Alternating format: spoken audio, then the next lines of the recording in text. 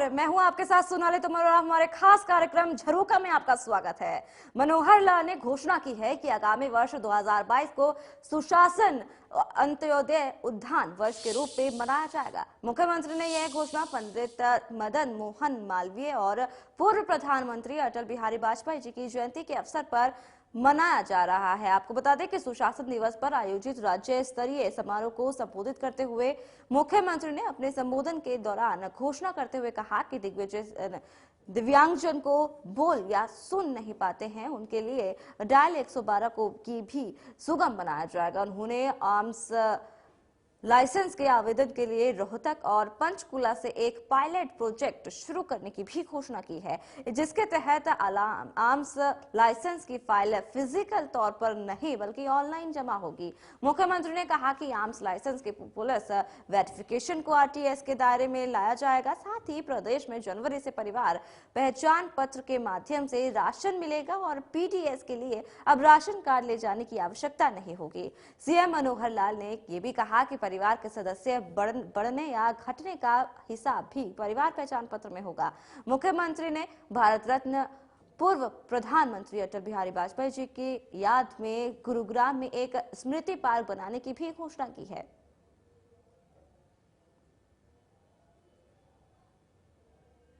हमने 19 में सुशासन संकल्प वर्ष बनाया, 20 में हमने सुशासन परिणाम वर्ष बनाया, इस बार सुशासन अंत्योदय उत्थान वर्ष हम इस वर्ष को इस रूप में मनाएंगे। 2 योजनाएं नई हैं जिसकी मैं घोषणा कर रहा हूं। एक तो ये जो पर्सन विद डिसेबिलिटीज, खास करके हियरिंग एंड स्पीच, बोलने में कठिनाई है, सुनने में कठिनाई है, वो 112 को डायल करके बात नहीं कर सकते, समस्या है।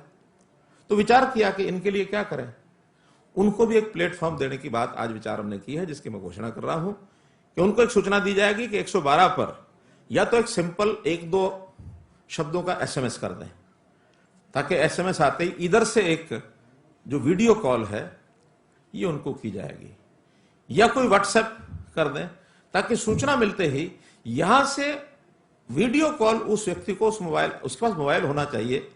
ये सुविधा लेने के लिए इतना प्रबंध उसको करना पड़ेगा।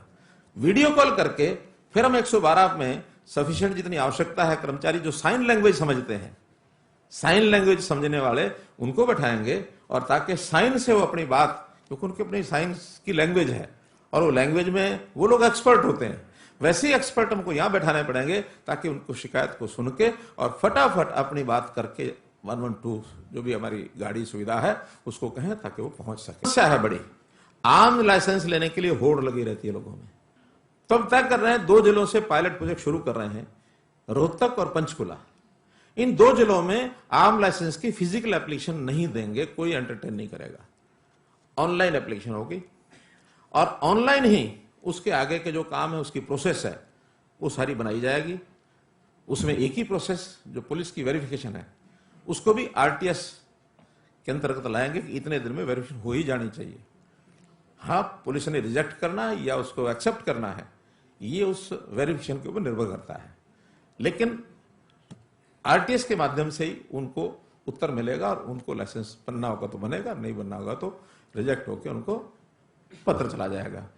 इसकी सफलता मिलने के बाद इसकी एक नीति भी नहीं बना रहे हैं कि कौन लोग अप्लाई करें कौन ना करें, किसको लाइसेंस मिलेगा किसको नहीं मिलेगा, ताकि एक लंबी दौड़, और कई बार तो प्रेस्टिजियस इशू बनता है कि मेरे पास वेपन है तो एक मेरी प्रेस्टिज बढ़ जाएगी, उस विषय को हम कम से कम डिस्करेज करना चाहते हैं। पीडीएस की एक नई योजना, इसकी भी मैं अनाउंसमेंट कर रहा हूं कि हमारे जो राशन कार्ड हैं अभी वो छप करके जाते हैं, वही लेके जाता है पीडीएस की दुकान पर, उसी हिसाब से राशन लेके आता है, लेकिन जनवरी महीने का जो राशन है अब चेंज करके केवल वहां उसने परिवार पहचान पत्र बताना है, और परिवार पहचान पत्र के हिसाब से जो उसमें नंबर ऑफ मेंबर्स होंगे उसके हिसाब से उसको राशन मिल जाएगा।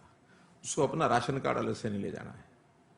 अगर उस परिवार के सदस्य कम हो जाएंगे तो कम का मिलेगा, ज्यादा हो जाएंगे तो ज्यादा का मिलेगा। कम ज्यादा कैसे होंगे, हमने डेथ रजिस्ट्रेशन ये भी एक प्रकार से जरूरी कर दी है, उसका सिस्टम बन गए हैं कि डेथ रजिस्ट्रेशन होते ही, चाहे उसी दिन नहीं तो एक नंबर ऑफ डेज कुछ तय होंगे उसके, उस दिन तक वो रजिस्ट्रेशन हो जाएगा। वो होते ही परिवार पहचान पत्र से उसका नाम कम हो जाएगा। बर्थ रजिस्ट्रेशन इसको भी हम हेल्थ डिपार्टमेंट और हमारा जो पंचायत विभाग है उन दोनों से मिलकर के इसको भी अनिवार्य कर रहे हैं, क्योंकि सारा रजिस्ट्रेशन होता ही है तो परिवार पहचान पत्र के साथ जुड़ करके उस परिवार का सदस्य उसमें बढ़ जाएगा। मैरिज को भी हम रजिस्ट्रेशन करवा रहे हैं। मैरिज होते ही परिवार का सदस्य जिसका बढ़ गया है बढ़ा देंगे, जिसका घट गया घटा देंगे। वो तो अगर प्रदेश के अंदर ही है मैरिज तो दोनों हो जाएंगे, इधर घटेगा इधर बढ़ेगा। प्रदेश के बाहर शादी हुई है या बाहर से शादी हुई है तो अकॉर्डिंगली उसका निर्णय होकर के जनवरी का राशन इस हिसाब से मिलेगा। अटल जी की स्मृति में गुरुग्राम में एक पार्क, अब उसकी योजना भी बनाएंगे कि वो 2 एकड़ 4 एकड़ 5 एकड़ कितने बनाना है, लेकिन उनकी स्मृति में एक अच्छा एक स्मृति केंद्र ऐसा बने ताकि हम टेक्नोलॉजी के माध्यम से भी उनकी आइडियोलॉजी का प्रचार प्रसार करते हुए लोगों को उनके विचारों से हम अवगत करा सकें। सुशासन दिवस पर सीएम मनोहर लाल खट्टर ने महापुरुषों को याद करते हुए कहा कि उनके विचारों को लेकर हम आगे बढ़ रहे हैं। सीएम ने कहा कि हर चीज का रिमॉडल करना जनहित में जरूरी है। इस दिन को सन 2014 में देश के प्रधानमंत्री ने एक विशेष नाम भी दिया और वो दिया सुशासन दिवस। अभी सुशासन दिवस ऐसे ही नाम नहीं दे दिया, बल्कि इस पीछे की सोच, और उस सोच में भी सपने उन महापुरुषों के जिन्होंने इस सोच को अपने सपनों में संजोया, और वो है राजकाज करने का तरीका व्यवस्थित हो, सुशासित हो। शासन यानी एक बेहतर शासन, सुशासन, उसमें कुछ विशेषता रखने वाला ऐसा शासन। शासन कोई भोगने की व्यवस्था नहीं, शासन सेवा का माध्यम बने, ऐसा इन महान विभूतियों की सोच थी। उस कारण से ही और इस दिन को सुशासन दिवस माना गया। अगर मैं अटल जी की बात करूं जो प्रधानमंत्री बने थे, तो बहुत से उदाहरण दिए जा सकते हैं, लेकिन एक उदाहरण, हालांकि वो उदाहरण इतना हाईलाइट नहीं हुआ जितना होना चाहिए था। इंफ्रास्ट्रक्चर किसी भी समाज के लिए, देश के लिए, आर्थिक तंत्र के लिए ये सबसे बड़ा एक विकास का काम होता है, इंफ्रास्ट्रक्चर। जब उनको लगा कि हमारा देश इसको इंफ्रास्ट्रक्चर के माध्यम से एक सूत्र में पिरोना चाहिए, तो उन्होंने एक योजना बनाई थी, स्वर्णिम चतुर्भुज। उत्तर से पश्चिम, पश्चिम से दक्षिण, दक्षिण से पूर्व और पूर्व से उत्तर, ऐसे 4 सड़कें पूरे देश के अंदर बड़ी बड़ी बने, जिससे पूरा देश ये पिरोया जाएगा। उसका नाम उन्होंने स्वर्णिम चतुर्भुज रखा था। देखा जाए तो इतनी बड़ी योजना किसी भी देश के, दुनिया के और जगह पर एक साथ नहीं बनी। अगर कोई एक इसके मुकाबले का उदाहरण दिया जा सकता है तो मुगल राज में एक सड़क बनी थी कलकत्ता से पेशावर, जिसको हम बहुत समय तक नेशनल हाईवे नंबर 1 इस नाम से जानते रहे। हमारे हरियाणा से भी निकलती है वो एक इतनी बड़ी सड़क, दुनिया की सबसे बड़ी सड़क ऐसी मानी जाती है जिसकी कल्पना, योजना एक साथ बनाई गई। अगर उसके मुकाबले की कोई दूसरी योजना है तो वो स्वर्णिम चतुर्भुज है। सुशासन, जैसा मैंने बताया कि 2014 में मोदी जी ने आज के दिन को सुशासन दिवस ऐसा कहा, और हमने भी संयोग से उस समय ही शासन संभाला था 2014 के अंदर 26 अक्टूबर को। आपको ध्यान में होगा कि पहला सुशासन दिवस उस समय हमने कुछ घोषणाएं की थी। जो सीएम विंडो की बात आ रही है, ई गवर्नेंस की बात आ रही है, ये उस समय हमने शुरू की थी। ये रजिस्ट्रेशन की बात ये उस समय हमने शुरू की थी। बहुत योजनाएं उसकी शुरू की थी।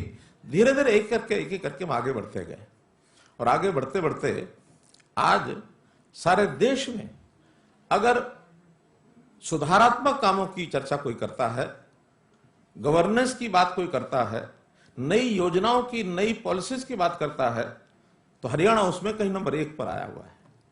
आज देश के प्रधानमंत्री चर्चा करते हैं कि नहीं, हरियाणा ने नई नई ऐसी ऐसी योजनाएं बनाई हैं, जिन योजनाओं को दूसरे प्रदेश ये भी फॉलो कर रहे हैं, और कई योजनाएं तो केंद्र में भी, और ऐसे उनको अडॉप्ट किया है बाकी प्रदेशों में लागू करने के लिए। इस पूर्व प्रधानमंत्री अटल बिहारी वाजपेयी जी की जयंती को मनोहर सरकार ने सुशासन दिवस के रूप में मनाया है। हरियाणा सरकार के तमाम मंत्रियों ने अलग अलग जिलों में आमजन को सौगात दी है और ऐसे ही सुशासन की राह पर चलने का संकल्प लिया है। प्रदेश में जगह जगह पर कार्यक्रम किए गए। करनाल के लघु सचिवालय में सुशासन दिवस पर कार्यक्रम हुआ, जिसमें शिक्षा मंत्री कंवरपाल गुर्जर शामिल हुए। वहीं सोनीपत में वीडियो कॉन्फ्रेंसिंग के जरिए कार्यक्रम हुआ है, जिसमें परिवहन मंत्री मूलचंद शर्मा पहुंचे। कार्यक्रम में सरकार के किए गए कार्यों और नीतियों के बारे में भी बताया गया है। तो कुरुक्षेत्र की अगर बात करें तो लघु सचिवालय में सुशासन दिवस मनाया गया है। कार्यक्रम में राज्य मंत्री कमलेश ढाणा और विधायक सुभाष सुधा ने शिरकत की और साथ ही अधिकारियों से फीडबैक भी लिया है। यमुनानगर पहुंचे हरियाणा के खेल मंत्री संदीप सिंह ने पूर्व प्रधानमंत्री अटल बिहारी वाजपेयी जी के जन्मदिन पर आयोजित सुशासन दिवस समारोह की अध्यक्षता की। इस अवसर पर उन्होंने इलाके के 20 लोगों को उनके जमीन के मालिकाना हक के दस्तावेज सौंपे हैं। उन्होंने कहा कि हरियाणा सरकार ने हर क्षेत्र में काम किया है, विशेषकर खेल के मामले में। उन्होंने बताया कि 2005 से 2014 तक 40 करोड़ के कैश अवार्ड खिलाड़ियों को दिए गए, जबकि 2014 में से अभी तक इस सरकार में 250 करोड़ से ज्यादा के कैश अवार्ड दिए गए हैं। इस बार के टोक्यो ओलंपिक अवार्ड में ही 70 करोड़ के कैश अवार्ड दिए गए हैं। फरीदाबाद में स्टेट एजेंट वेलफेयर एसोसिएशन ने सुशासन दिवस पर कार्यक्रम का आयोजन किया है, जिसमें केंद्रीय राज्य मंत्री कृष्णपाल गुर्जर ने शिरकत की है। इसके अलावा भिवानी में 22 विभागों ने स्टॉल लगाए हैं। सुशासन दिवस पर श्रम मंत्री अनूप धानक ने स्टॉलों का निरीक्षण भी किया है। ये तस्वीरें भी आपको दिखा रहे हैं। बीमारी से या ओमिक्रॉन जैसी बीमारी जो अब आ रही है पूरी दुनिया में तेजी के साथ प्रवेश कर रही है, इसकी स्पीड बहुत तेज है, तो इस पे सब मिलकर ही इसको रोक सकते हैं और इसमें लोगों का सहयोग बहुत जरूरी है। इसलिए इसमें सावधानी बरतनी चाहिए, कोविड प्रोटोकॉल का पालन करना चाहिए और पब्लिक प्लेस पर कम से कम गैदरिंग हो, इसको हमको ध्यान में रखना चाहिए। विपक्ष की अपनी भूमिका, विपक्ष क्या कहता है क्या नहीं कहता है, ये देश की जो प्रदेश की जो 1 करोड़ 80 लाख जनता है सब जानती है। जिनके बच्चे नौकरी लगे, योग्यता पर लगे, मेरिट पर लगे हैं, न खर्चे न पर्चे, उन्हें पूछे ना किसका बेटा लगा। और हमने जितनी लीकेज पूर्व की सरकारों में जितनी लीकेज रही थी और जिन लीकेज का सब बंद करने का प्रयास करते हैं, हमारी सरकार में अधिकारी हो चाहे पूर्व की सरकार में हो, हम लीकेज नहीं होने देंगे। वर्तमान सरकार ने बहुत से कार्य जो है 500 से ज्यादा योजनाएं ऐसी हैं जो ऑनलाइन कर दी हैं और आज किसी को भी उनके लिए किसी कार्यालय में जाने की जरूरत नहीं है, तो वो योजनाओं का लाभ अपने आप उठा सकते हैं। ऐसे ही चाहे नौकरी देने की बात थी या विकास की बात थी, उसमें भी सरकार ने जिस प्रकार की योजना बनाई वो सबके लिए समान है। ऐसी एजुकेशन में चाहे कॉलेज खोलने की बात थी, चाहे संस्कृति मॉडल स्कूल खोलने की बात थी, उसकी भी एक योजना बनाई कि 20 किलोमीटर से ज़्यादा दूर कोई भी लड़की पढ़ने के लिए नहीं जाएगी, उसके बीच में उसको कॉलेज देंगे। देखो, हमारी आज टोटल 12 ग्रीवेंसेज थी, जिसमें से 2 हमने पुरानी डिस्पोज ऑफ की हैं और 2 नई और 3 पेंडिंग है। और जिन अधिकारियों का जो कामकाज अच्छा नहीं था उनको सख्ती से हमने दिशा निर्देश भी दिए हैं और कईयों के खिलाफ हमने चार्जशीट के लिए भी रिकमेंड किया है कि वे इनके खिलाफ चार्जशीट की जाए और कुछ अधिकारियों को अगर आगे काम नहीं करेंगे तो उनके खिलाफ FIR भी हम दर्ज करवाएंगे। हमने आपको बताया है, चाहे वो ई पोर्टल भूमि है, चाहे ई पोर्टल रोजगार है, जैसे कौशल रोजगार निगम की तरफ से पोर्टल जारी किया गया है, चाहे हमारा ये ग्राम दर्शन योजना है, चाहे हेल्थ की कोई स्कीम है, अनेकों स्कीम इस प्रकार की हैं और वो लागू करके पारदर्शिता के साथ काम करने से लेकर आपने भी आज सुना होगा माननीय मुख्यमंत्री जी ने कई घोषणाएं की हैं, कई शुरुआत की है, कई चीज़ें शुरुआत करने वाले हैं। तो काफ़ी ऐसी चीज़ें हैं जो हर घर, जो आखिरी घर जिसको हम कह सकते हैं गांव का या कस्बे का आखिरी घर तक हर वो योजना पहुंचे जो केंद्र सरकार की हो, जो राज्य सरकार की हो, जिससे कि हर वो व्यक्ति जो इस प्रदेश में रहता है उसका लाभ उठा सके। बिजली मंत्री रणजीत चौटाला ने कहा है कि प्रदेश में पूरा बिजली बिल भरने वाले 5,500 से ज्यादा गांवों को 24 घंटे बिजली दी जा रही है और जिन गांवों के ग्रामीण बिल नहीं भर रहे वहां के ग्रामीणों को जागरूक किया जा रहा है। उन्होंने कहा कि पहले देश में हरियाणा लाइन लॉस मामले में 15 से 17 नंबर पर आता था और अब हम 5वें नंबर पर है। कुछ कंपनीज हैं जिन्हें हम डिस्कॉम कहते हैं। हम जब मैंने टेक ओवर करा उससे पहले हम 15वें और 17वें नंबर पे थे। पूरे देश की 41 कंपनी है। आज के दिन हम 5वें और 6ठे नंबर पे हैं। मतलब हम इतने पायदान उठ के ऊपर गए, जैसे क्रिकेट में बच्चे जाते हैं कि चौथे पायदान पे आ गया, तीसरे पे आ गया। हमने बहुत अच्छा करा है। हमारा पहले जब मैंने टेक ओवर करा था, शुरू में जब हमारे मुख्यमंत्री जी ने टेक ओवर करा कांग्रेस से, तब हमारा लाइन लॉस 31% था। और उसके बाद जब मैंने टेक ओवर करा तो 17% था। 16% उनके पिछले 5 साल में कम हुआ। और अब 17% से अब के जब मार्च टू मार्च गिना जाता है, मैं समझता हूँ हमारा 14 से भी कम आ जाएगा। जब 1% कम होता है तो हमारा 400 करोड़ रुपया डिपार्टमेंट का प्रॉफिट बढ़ जाता है। मेरा अपना अंदाजा है, हमारी जबान सच्ची हो कि इस साल हम 2000 करोड़ से भी ज्यादा रेवेन्यू हमारा बढ़ेगा बिजली डिपार्टमेंट में। प्रदेश में गरीब बच्चों को महंगे प्राइवेट स्कूल में 134A के तहत हरियाणा सरकार दाखिला दिलवाएगी। शिक्षा मंत्री कंवरपाल गुर्जर ने कहा है कि 134A के तहत गरीब बच्चों को निजी स्कूलों को दाखिले देने ही होंगे। उन्होंने आगे कहा कि सरकार ने बैठक कर प्राइवेट स्कूलों को 13 करोड़ की राशि जारी की है। जल्द ही बाकी राशि भी जारी कर दी जाएगी। में कल हमने बैठक कर ली है और जो प्राइवेट स्कूलों का जिस प्रकार की बात थी कि उनको पैसा नहीं मिला, तो कुछ पैसा हमने रिलीज भी कर दिया 13 करोड़ के करीब, और कुछ पैसा हम जल्दी रिलीज करने वाले भी हैं। निश्चित तौर से 134A में जो एडमिशन है वो निश्चित तौर से हरियाणा में लगाया गया, रिलीज हुआ 13 करोड़। नहीं, 700 करोड़ की राशि कोई नहीं है। मैं समझता हूँ कि बिल्कुल फैक्ट राशि है। इस प्रकार की कोई वो नहीं है कि 700 करोड़ कोई है। जितना पैसा है वो सारा का सारा हम देंगे। हमने कह भी दिया कि जो पैसा रुका हो वो भी जल्दी रिलीज। तो प्राइवेट से भी कोई बात नहीं हुई है। निश्चित तौर से प्राइवेट की जो भी उनकी यूनियन उससे बात भी कर लेंगे, लेकिन ये कोर्ट का आदेश है और ये कोई मनमर्जी की चीज नहीं है कि देंगे नहीं देंगे। लेकिन मैं ये भी मानता हूं कि जो उनका पैसा है वो हमें रिलीज करना चाहिए और वो रिलीज हम कर भी रहे हैं अब जल्दी।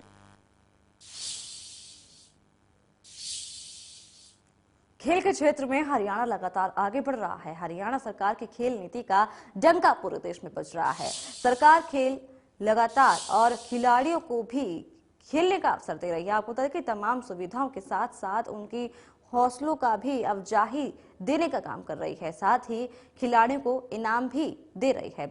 सोनीपत के राय में स्थित मोतीलाल नेहरू स्पोर्ट्स स्कूल में प्रदेश के खेल मंत्री संदीप सिंह समेत स्थानीय विधायक मोहन लाल बडोली और सांसद रमेश कौशिक ने वार्षिक समारोह में शिरकत की।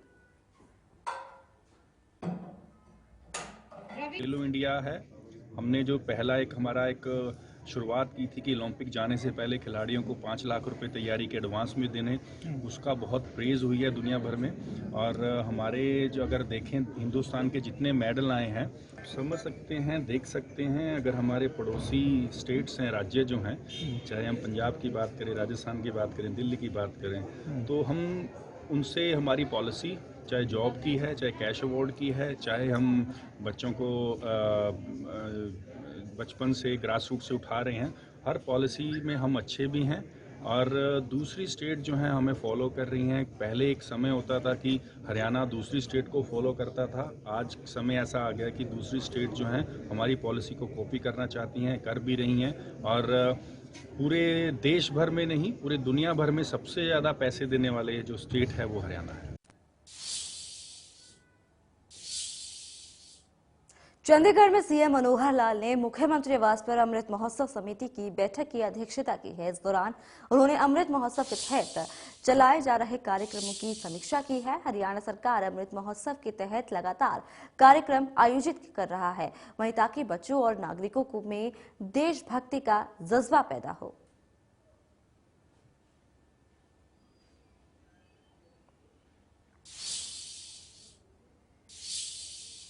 करनाल की नई अनाज मंडी में सीएम मनोहर लाल और केंद्रीय राज्य मंत्री कौशल कुमार ने नशा मुक्त भारत अभियान की शुरुआत की है।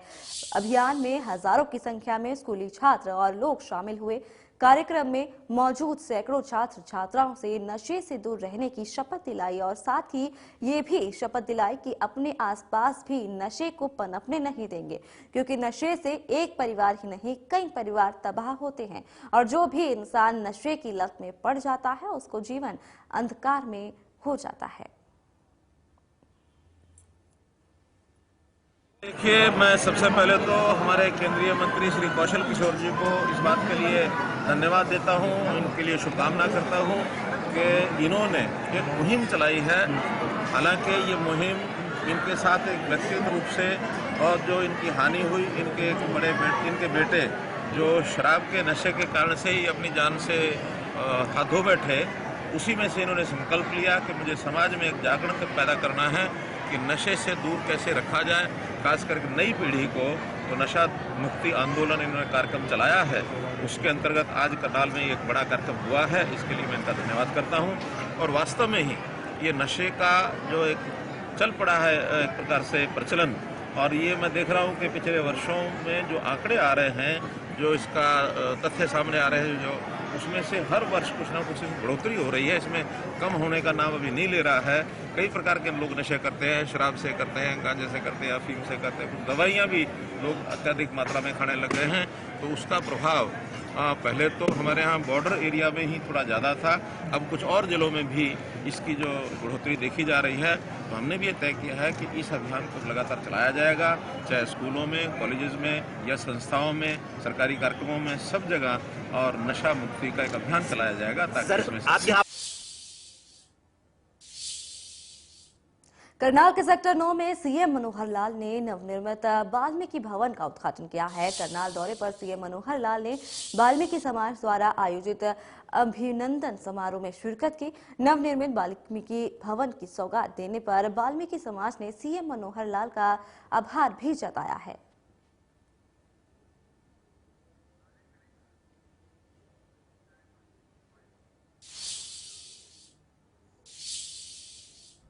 फिलहाल के लिए इस खास पेशकश में इतना ही। बाकी की तमाम खबरों को जानने के लिए आप देखते रहिए इंडिया न्यूज। मुझे दीजिए इजाजत। नमस्कार।